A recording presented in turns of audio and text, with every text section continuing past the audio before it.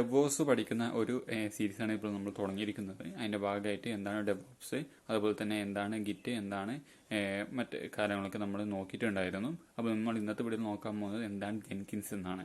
നമ്മൾ ഡെവോപ്സ് പഠിക്കുമ്പോൾ അതിൽ ഉപയോഗിക്കുന്ന ഒരു ടൂളാണ് ഒരു ജെൻകിൻസ് എന്ന് പറയുന്നത്. അപ്പോൾ നമ്മൾ ഇന്നത്തെ വീഡിയോ നോക്കാൻ പോകുന്നത് എന്താണ് ജെൻകിൻസ് എന്ന് നോക്കാം.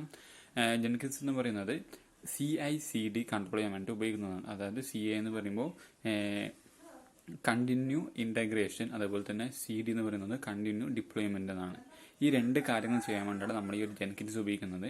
ഞാൻ സിമ്പിളായിട്ട് പറയുകയാണെങ്കിൽ, ഇപ്പോൾ നിങ്ങൾ ഒരു കോഡ് ക്രിയേറ്റ് ചെയ്തു, ആ ഒരു കോഡ് നിങ്ങൾ AWSലോ അല്ലെങ്കിൽ ഗൂഗിൾ ക്ലൗഡിലോ ഡിപ്ലോയ് ചെയ്യണമെങ്കിൽ നിങ്ങൾ എന്ത് ചെയ്യും? ആദ്യം നിങ്ങൾ ആ ഒരു കോഡ് ടെസ്റ്റ് ചെയ്യും. ആ ഒരു കോഡ് ശരിക്കും വർക്ക് ചെയ്യുന്നുണ്ടോ, അതേപോലെ തന്നെ അതിനെ ഫുള്ളായിട്ട് ചെക്ക് ചെയ്തിട്ട് ഡീബഗിങ് ചെയ്തിട്ട് അതിന് ശേഷമാണ് നിങ്ങൾ എന്ത് ചെയ്യുന്നത്? ബിൽഡ് ചെയ്തിട്ട് അതിനെ നിങ്ങൾ AWSലോ ക്ലൗഡിലോ അപ്ലോഡ് ചെയ്യും. എന്നാൽ ഈ ഒരു ജെൻകിൻസ് ഉപയോഗിക്കുകയാണെങ്കിൽ നിങ്ങൾ ഈ ചെയ്യുന്ന എല്ലാ കാര്യങ്ങളും ഓട്ടോമാറ്റിക് ചെയ്യാൻ പറ്റും. അതായത് കണ്ടിന്യൂ ഇൻ്റഗ്രേഷൻ ചെയ്യാൻ പറ്റും, അതുപോലെ തന്നെ കണ്ടിന്യൂ ഡിപ്ലോയ്മെൻറ്റ് നമുക്ക് ചെയ്യാൻ പറ്റും. അവിടെ തന്നെയുണ്ട്. അതായത് കണ്ടിന്യൂ ഡിപ്ലോയ്മെൻറ്റ് പറയുമ്പോൾ തന്നെയുണ്ട് ഓട്ടോമാറ്റിക്കായിട്ട് അത് ഡിപ്ലോയ്മെൻ്റ് ആവും. അത് കണ്ടിന്യൂ ഇതായിട്ട്, അതായത് ബിൽഡായിട്ട് ഓട്ടോമാറ്റിക്കായിട്ട് അത് ഡിപ്ലോയ്മെൻ്റ് ആവും. ഇപ്പോൾ നിങ്ങൾ ഗിറ്റിൽ ഒരു കോഡ് അപ്ലോഡ് ചെയ്യുകയാണ്, ആ ഒരു കോഡ് ഓട്ടോമാറ്റിക്കായിട്ട് ബിൽഡായിട്ട് അത് ഡയറക്റ്റായിട്ട് AWSൽ അപ്ലോഡ് ചെയ്യണം. അത് നിങ്ങളെങ്ങനെ അപ്ലോഡ് ചെയ്യും? നിങ്ങൾക്ക് ഒരു ജെൻകിൻസ് ഉപയോഗിച്ചുകൊണ്ട് അത് ചെയ്യാൻ പറ്റും.